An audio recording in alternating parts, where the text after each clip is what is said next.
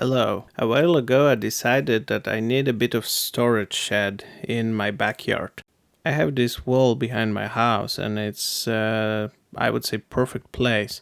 So it should start from like here to here. And I already started last year to do these concrete tiles at the bottom, but I got a bit injured, so I needed to stop this.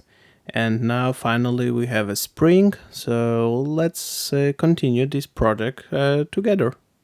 The first step is to remove the grass together with a touch to prepare a space for the concrete tiles.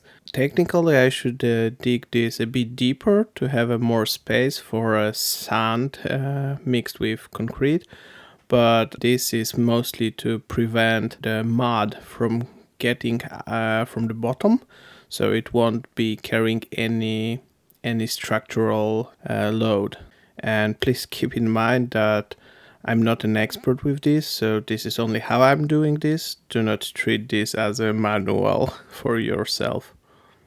Okay, so now when we have the space for the tiles ready, we can proceed with the next steps, where I will mix a bit of sand together with concrete. Putting some sand into the bucket together with a concrete.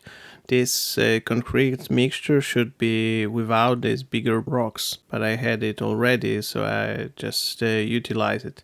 But technically it should be the fine one. With the finer one, you can be more precise with your alignment of the tiles. It's way easier. So now let's look into the tiles back again. As you can see, I already started this, and on the left side you can see that there is like no end with the tiny stones. Neither it will be on the right side, because I'm not yet sure how I will continue to the sides this line of stones. And here I have a small trick for you. Because I wanted 1% slope, I added this tiny shim to my level, so when it's leveled, it's actually 1% of the slope. So water can freely drain. Then let's start with tiling. So I'm putting the sand together with concrete as a base underneath, and I'm trying to have this aligned roughly.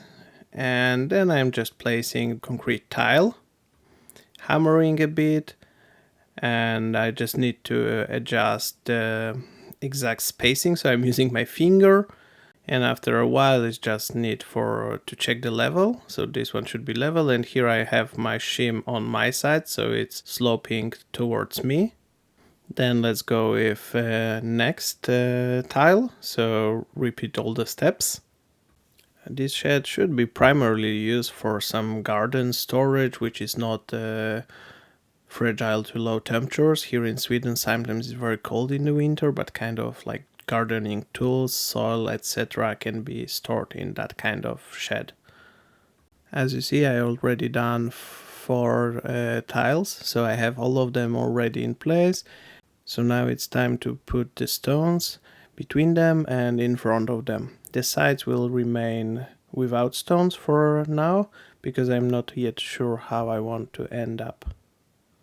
This stage is almost done. I just need to pour water on it to start the curing reaction of concrete. So if you are curious how this will develop, how I will build this shed behind my house, please subscribe to not miss any of future episodes, because this is highly dependent on the weather. There might be some other episodes in the meantime, but I will continue this series of building shed in a near future. That's one of the biggest projects now for me. Thank you for today, and I hope you enjoyed it.